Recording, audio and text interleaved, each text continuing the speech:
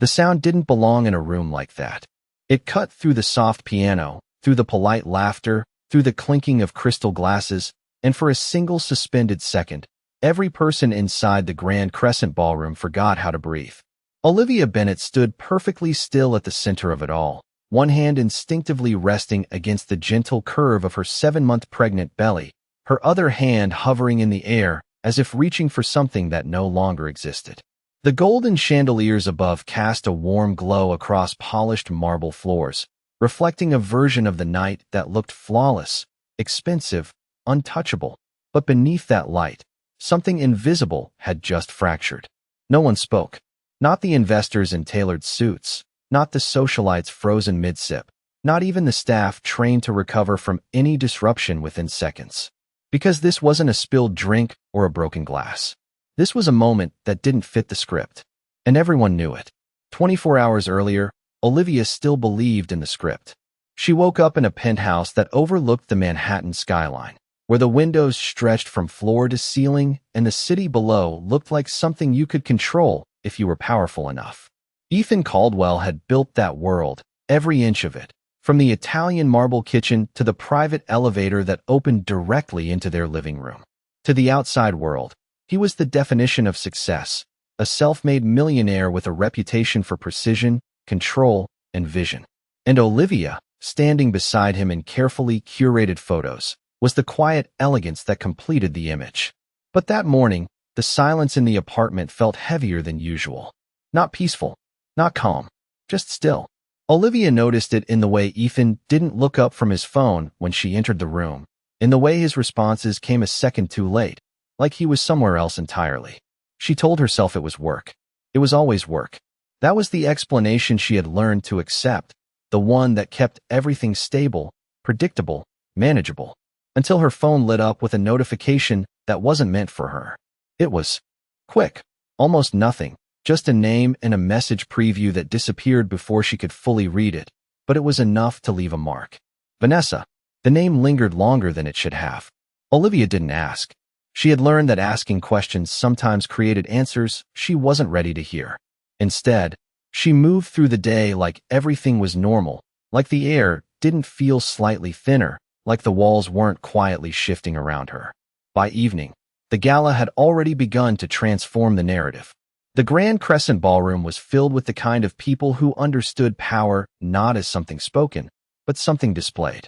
Tailored suits, diamond bracelets, measured smiles. Ethan thrived in that environment. His posture sharpened, his voice carried differently, and every conversation seemed to orbit around him. Olivia stayed close, her movements slower now, more deliberate, one hand always near her belly, as if grounding herself in something real. She noticed the glances before she understood them, the subtle shifts in attention, the way certain eyes flicked between her and a woman across the room. Vanessa Cole didn't try to blend in. She didn't need to. She stood near the bar, dressed in confidence rather than fabric, her presence drawing attention without effort, like she belonged exactly where she was. When her gaze met Olivia's, there was no surprise, no hesitation, just a quiet acknowledgement that felt less like an introduction and more like a conclusion. Something unspoken passed between them, something that didn't need words to be understood. Olivia felt it settle deep in her chest, cold and precise. And then, just like that, the illusion began to slip. Not all at once. Not dramatically. Just a small shift, barely noticeable unless you were the one standing in the center of it. The music continued. The conversations resumed. The world kept spinning. But for Olivia Bennet, something had already changed, and somewhere beneath the polished surface of that perfect night, the truth was waiting for its moment to be seen. Olivia did not move toward Vanessa, and she did not look at Ethan right away because something inside her had already begun to calculate, not in panic, but in quiet observation, the kind that happens when a person realizes the truth is no longer hiding, but simply waiting to be acknowledged. And as the room slowly returned to its carefully controlled rhythm, she allowed her gaze to drift just enough to see without being seen, to notice the angle of Ethan's shoulders as he spoke to a group of investors, the way his expression sharpened when Vanessa stepped closer to him, as if the space between them had already been negotiated long before this night. And it was not what they did that unsettled Olivia. It was how natural it looked, how effortless, like a pattern repeated enough times to become instinct. And that was when the memory surfaced, small at first, almost insignificant, a late night 2 weeks ago when Ethan had said he needed to stay at the office. The same night Olivia had fallen asleep on the couch with the television still glowing softly in the background, waiting without admitting. She was waiting. And she remembered waking up past midnight to an empty apartment that felt too large, too quiet, the city lights pressing against the glass like distant witnesses, and she had told herself then that this was the cost of success, that this was what it meant to be married to a man building something important. But now, standing in the ballroom surrounded by curated perfection, she understood that absence can mean more than distance. It can mean replacement, and the realization did not arrive as a shock, but as a slow settling weight, precise and undeniable. And across the room, Vanessa laughed at something Ethan said, a controlled, measured sound that did not ask for attention but received it anyway. And several people turned subtly, drawn not by volume but by confidence. And Olivia saw it then, the alignment of attention, the quiet shift of power that no one announced but everyone felt. And for the first time that night, she allowed herself to look directly at Ethan, not as his wife, not as the woman beside him in photographs, but as someone seeing him clearly without the filters she had built over time. And he did not notice at first. He continued speaking, gesturing, slightly with one hand, completely at ease, until something in the room shifted again, something subtle but real, and his eyes flicked toward her for just a fraction of a second, long enough to register her presence, long enough for a pause to appear where none had existed before. And in that pause there was recognition, not of her position but of her awareness. And it was brief, almost imperceptible, but it was enough. Because once awareness exists, it cannot be undone, and Olivia felt her hand rest more firmly against her belly as the baby moved gently, a quiet reminder of something real in a room built on appearances. And she took a slow breath, steady, controlled, the kind that anchors rather than escapes. And then she stepped forward, not quickly, not dramatically, just one measured step that placed her closer to the center of everything, closer to the truth that had been waiting beneath the surface. And as she moved, the space around her seemed to adjust, conversations softening by a fraction, attention shifting without permission, and somewhere behind the polished smiles and curated voices, a different kind of tension began to form, the kind that does not announce itself, but changes everything once it is felt. And Olivia did not know exactly what would happen next, but she understood one thing with complete clarity. The version of her that had accepted silence was no longer the version standing in that room, and whatever came after this moment would not follow the script she had once believed in. The distance between Olivia and Ethan was no more than 15 feet, but it felt like crossing into a different reality, one where every step carried weight, where every glance meant something. And as she moved closer, the subtle hum of the room shifted again, not loudly, not dramatically, but enough that conversations began to lose their edges, as if people were listening without admitting they were listening. And Ethan saw her this time, fully, not as a passing presence, but as someone approaching with intention. And for a brief moment his expression did something unexpected. It recalibrated, like a man adjusting to a variable he had not planned for. And then it settled back into control, into the version of himself that never lost composure in public, the version that built empires and never explained himself. But Olivia was not looking at that version anymore. She was looking at the space between him and Vanessa, at the way Vanessa did not step back when Olivia approached, did not offer politeness or distance or even the illusion of respect. Instead, she remained exactly where she was, as if this moment had already been decided. And that was when Olivia understood something else. This was not new, not tonight, not recent. This had roots, time, history that had been unfolding just outside her awareness. And the realization did not break her. It steadied her, because clarity has a way of replacing confusion with something sharper, something quieter, something that does not need to ask questions anymore. And Ethan spoke first, his voice even, measured, the same tone he used in boardrooms and negotiations, the tone that controlled outcomes. "Olivia," he said, as if her name alone could define the situation, as if saying it would return everything to its expected place. But it did not, because she did not respond the way she used to. She did not soften. She did not look down. She did not fill the silence for him. She simply stood there, present, aware, and for the first time that night Ethan hesitated, just slightly. Just enough for the people closest to them to notice, and Vanessa's eyes shifted between them, not nervous, not uncertain, but observant, calculating in a way that suggested she was measuring not whether she belonged there, but how this moment would unfold. And Olivia felt the movement again inside her, a gentle reminder, steady and real, and she placed her hand more firmly against her belly, grounding herself not in the room, not in the people watching, but in something that could not be negotiated or replaced. And when she finally spoke, her voice was calm, quieter than the room, but somehow clearer than anything else around them. "I think we need to talk," she said, not accusing, not emotional, just certain, and the words did not create a scene. They created space, a space that demanded an answer, and Ethan's jaw tightened for just a fraction of a second before he responded. "Not here," he said, quickly, controlled, as if the location itself could contain the situation, as if moving it elsewhere would restore his advantage. But Olivia did not move. And that was the moment everything shifted again, because in a world built on control, the one thing that disrupts it is refusal. And she did not raise her voice. She did not draw attention. She simply stayed where she was. And in doing so, she changed the rules of the moment. And around them, the room continued to function. Glasses were lifted, music played, conversations resumed, but none of it carried the same weight, because something invisible had already begun to unfold, something that would not stay contained, something that would not return to silence. And for the first time since stepping into the ballroom, Olivia was no longer reacting to the world around her. She was shaping what came next. Vanessa smiled first, not broadly, not dramatically, but with a precision that suggested she understood exactly how moments like this were won, not through volume, but through positioning. And she tilted her head slightly, as if studying Olivia up close for the first time, her voice smooth, measured, carrying just enough to reach the edges of nearby conversations without ever rising above them. "I do not think this is the time or the place for private discussions," she said, though nothing about.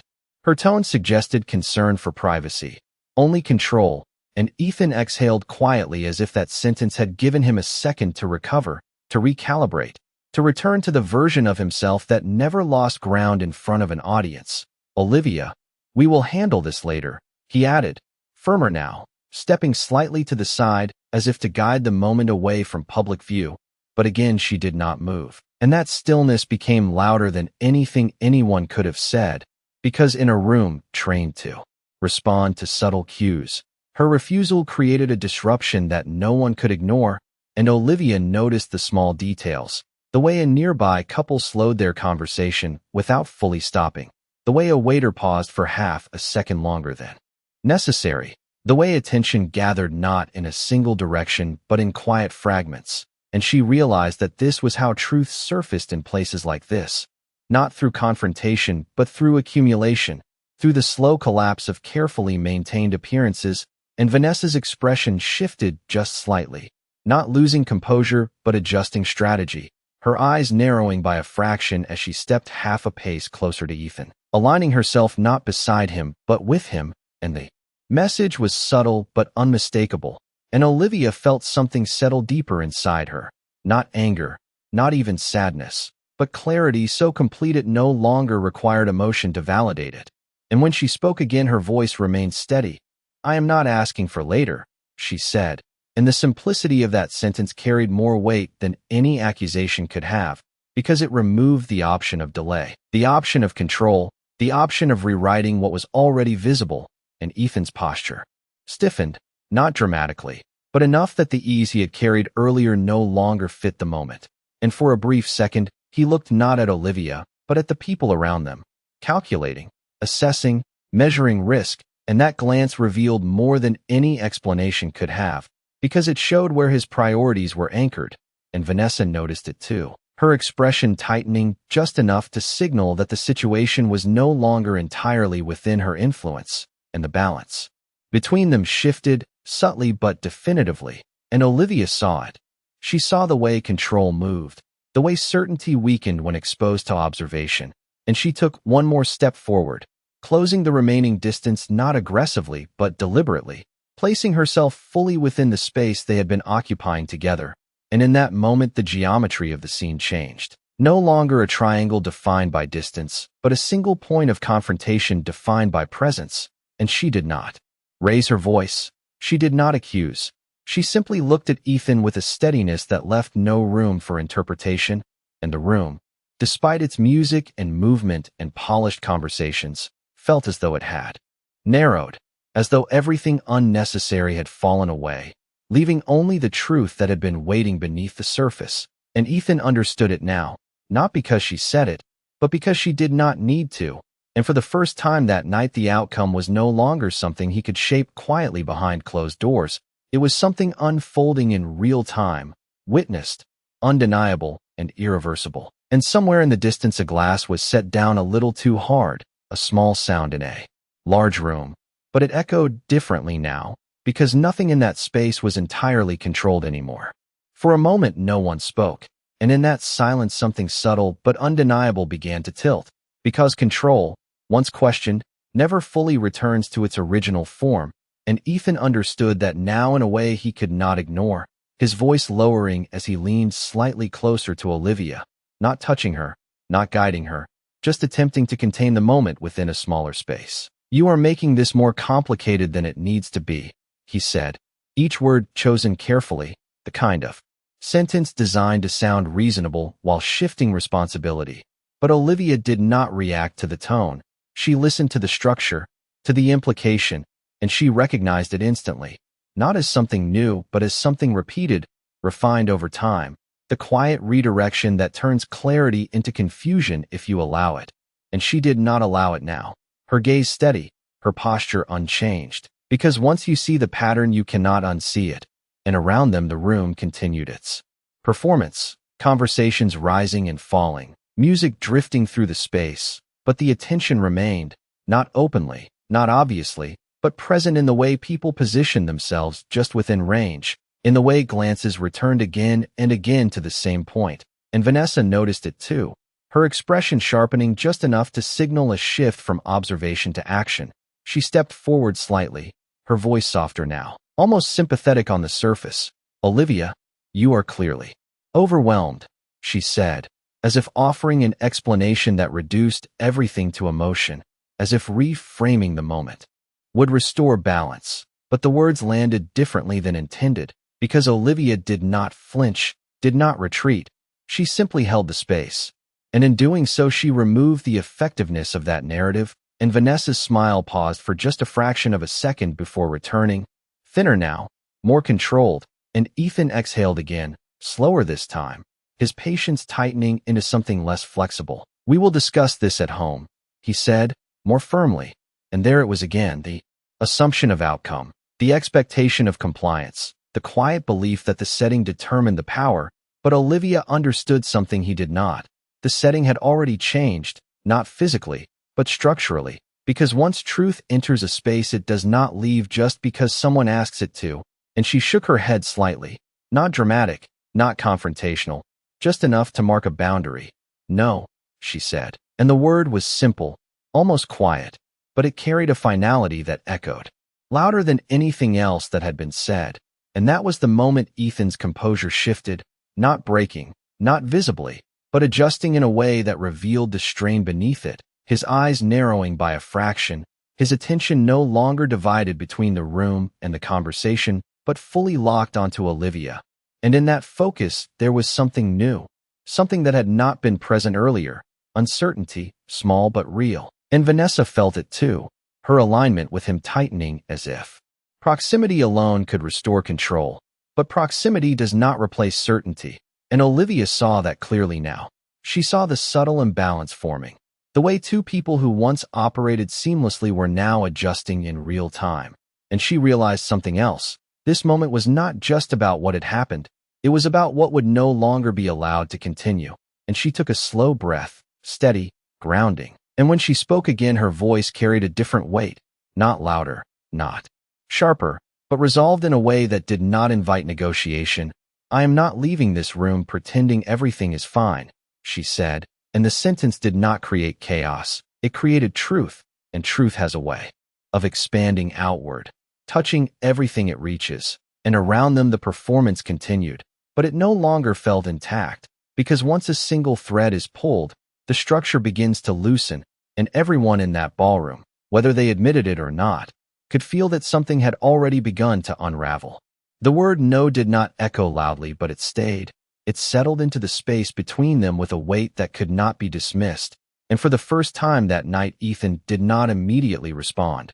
Not because he had nothing to say, but because he was choosing what version of himself to present next, the controlled executive or the man whose authority had just been quietly challenged, and that hesitation, small as it was, did not go unnoticed, not by Olivia, not by Vanessa, and certainly not by the silent observers who now pretended to be engaged in conversations that had long since lost their meaning. And Olivia felt it clearly. The shift, the moment where something irreversible begins, not with noise but with stillness, and she realized that everything that came next would not be defined by volume, but by clarity, and clarity was something she now held completely, without doubt, without hesitation. And Ethan finally spoke, slower this time, each word placed carefully as if constructing a path back to control. "You are overreacting," he said, the sentence simple, familiar, designed to shrink the situation into something manageable, something emotional rather than factual. But Olivia did not respond to the content. She responded to the pattern, and patterns, once recognized, lose their power, and she shook her head slightly, not rejecting him, but rejecting the frame he was trying to impose. And Vanessa stepped in again, her voice softer, almost measured in concern. "People are watching," she said quietly, as if offering a warning, but also a strategy, suggesting that attention itself was the problem, that visibility was something to be avoided, and Olivia understood the intention immediately, to move this out of sight, to contain it, to return it to a place where control could be re-established without witnesses. But the presence of witnesses was no longer something she feared.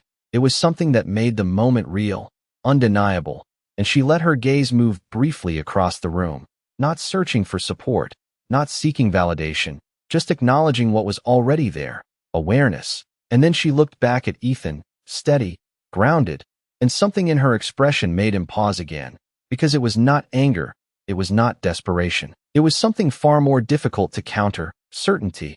And certainty does not argue, it does not escalate, it simply exists. And that existence removes the possibility of denial. And Ethan's posture shifted, not retreating, but adjusting, his shoulders tightening slightly, his focus narrowing completely, the room around them fading in relevance.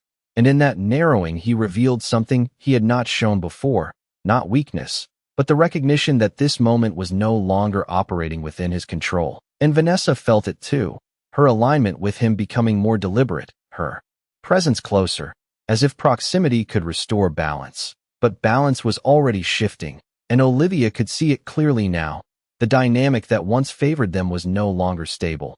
And she took another breath, steady, measured, grounding herself in something deeper than the room, deeper than the moment. And when she spoke again, her voice carried that same calm weight.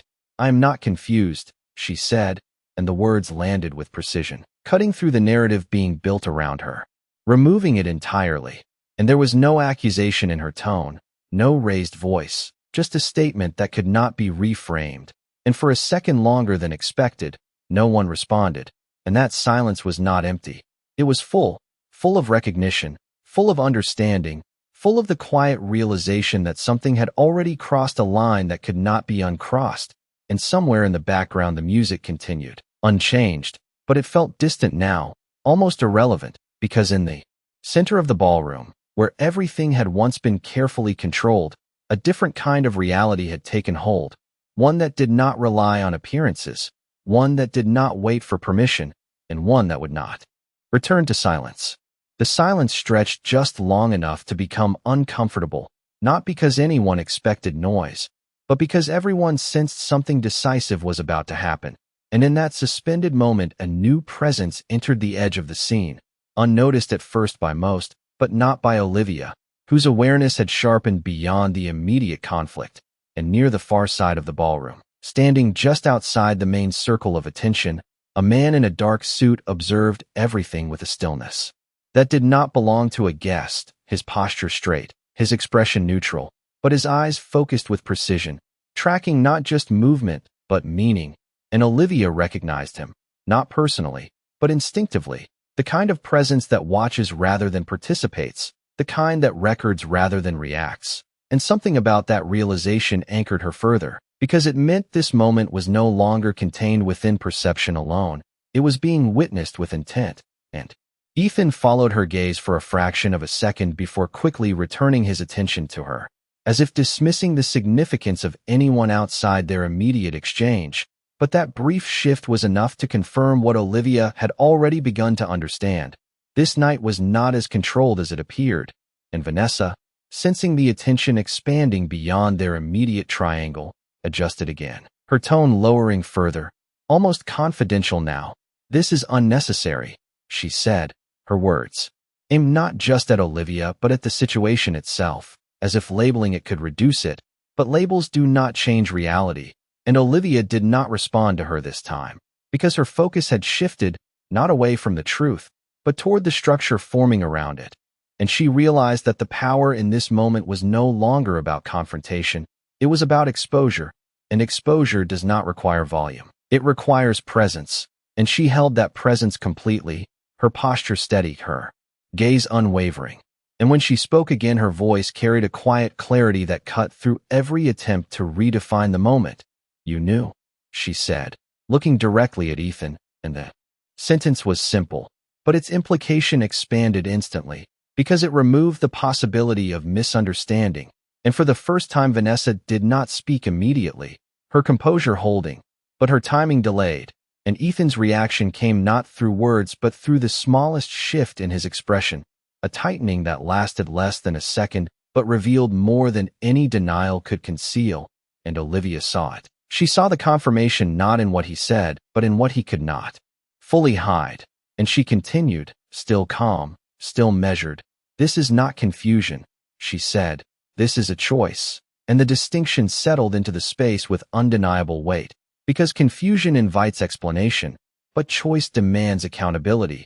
And around them the room had changed in a way no one could openly acknowledge. The conversations now thinner, the attention more concentrated, the awareness undeniable. And the man across the room had not moved, his gaze steady, observant, and for a moment Olivia wondered how long he had been watching, how much had already been seen before this point.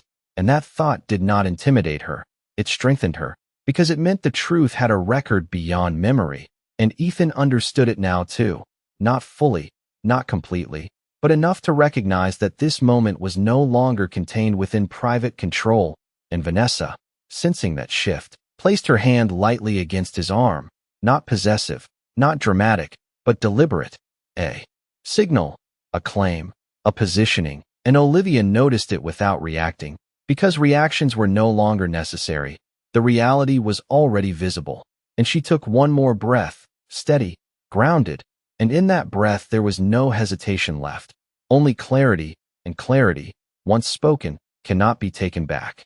The word choice lingered in the air long after Olivia finished speaking, not because it was loud, but because it was precise, and precision has a way of stripping away every possible excuse until only truth remains. And Ethan felt that pressure immediately, not as an attack, but as a narrowing of options, because once something is defined as a choice, it cannot be explained away as a misunderstanding. And for a brief moment he said nothing, his expression controlled but no longer effortless, his eyes fixed on Olivia as if searching for an angle that no longer existed, and Vanessa's hand remained lightly on his arm, steady, deliberate, but now it looked less like confidence and more like reinforcement, as if she understood that the balance they once held had shifted in a way that proximity alone could not correct, and around them the room had grown quieter in a way that could not be measured by volume.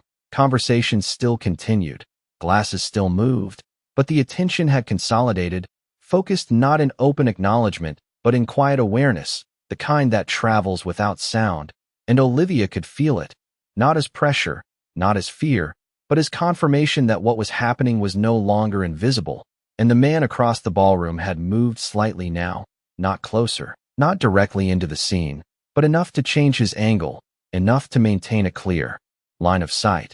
And his presence carried a different weight now, not just observation but documentation, the kind that does not forget, and Ethan noticed it too this time.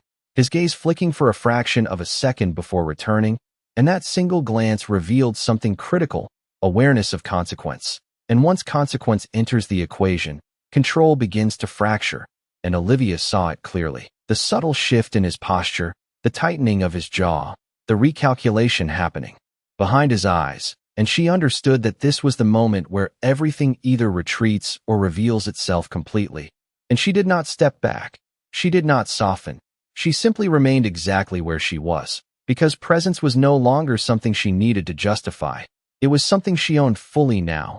And Ethan finally spoke, his voice lower, more contained, but no longer carrying the same effortless authority. "You are misinterpreting this," he said, and the sentence landed differently than the ones before it, because it did not redirect. It attempted to reshape reality itself, and Olivia recognized that instantly. And she did not argue. She did not raise her voice. She simply held his gaze and let the silence answer for her, because silence, when used with certainty, can dismantle more than words ever could. And Vanessa's expression tightened just enough to reveal the strain beneath her composure, her eyes shifting briefly, as if assessing not just Olivia but the room, the witnesses, the unseen calculations forming around them. And for the first time, she did not speak immediately, because there was nothing left to frame, nothing left to redirect without exposing the effort itself, and that absence of response carried its own meaning. And Olivia felt something settle inside her, not relief, not closure, but alignment. The moment when everything you have sensed finally becomes undeniable, and in that alignment there was no urgency left, no need to prove or persuade, only the quiet recognition of what was already true. And she took a slow breath, steady, grounded, her hand resting firmly against her belly, a reminder of what mattered beyond this room, beyond these people, beyond this moment. And when she spoke again, her voice carried that same calm finality. "I am not here to argue," she said.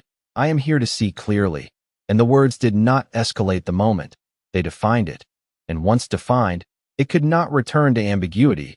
And Ethan understood that now in a way he could not undo, because the version of control he relied on depended on uncertainty. And uncertainty was no longer present.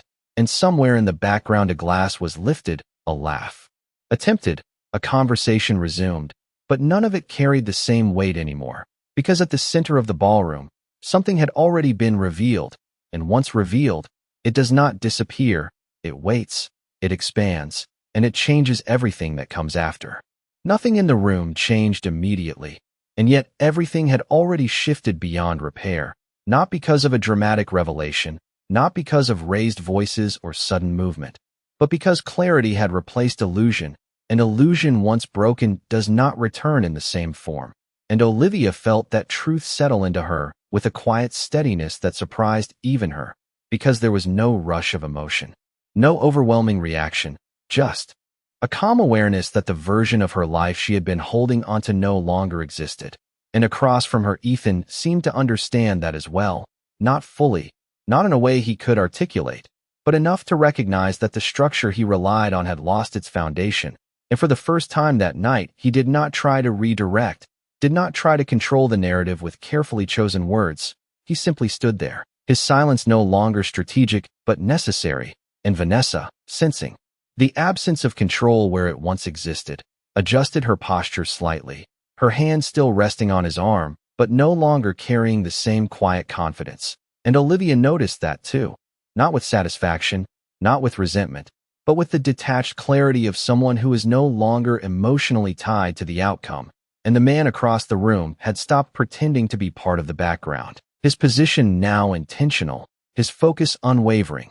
And in that stillness there was something definitive, a record of the moment that would exist beyond memory, beyond interpretation. And Olivia realized that this was not just an ending. It was a beginning of something else, something that would not rely on appearances or assumptions, something built on what she could now see clearly. And she took a slow breath, grounding herself in that realization, her hand resting gently but firmly against her belly, feeling the subtle movement that reminded her of what mattered beyond this room, beyond this night, And when she finally spoke again, her voice carried no urgency, no tension, only resolution. "We are done pretending," she said, and the words did not demand a response. They defined the outcome, and Ethan's eyes held hers for a moment longer than before, not searching, not calculating, but recognizing. And in that recognition, there was an acceptance he could not voice, because some things, once understood, do not need to be argued. And Vanessa did not interrupt, did not offer a counterpoint, because there was nothing left to reframe, nothing left to redirect without exposing the effort itself. And around them the room slowly resumed its rhythm, conversations growing slightly louder, movement returning, the performance rebuilding itself piece by piece. But it was no longer the same, because once something real has been witnessed, even in silence, it leaves a trace that cannot be erased. And Olivia felt that trace not as a burden but as a release, the quiet lifting of something she had been carrying without fully realizing it. And she turned slightly, not abruptly, not dramatically, just enough to signal that her place in this moment was complete, and she did not look back immediately, because she did not need to. The truth did not require confirmation once it had been seen. And as she began to walk away, the space behind her did not close the way it once might have. It remained open, unresolved, visible. And that visibility was the final shift, the one that ensured nothing about this night would return to what it had been before. And somewhere beneath the music, beneath the voices, beneath the polished surface of everything, a different understanding had taken hold, quiet, undeniable, and permanent.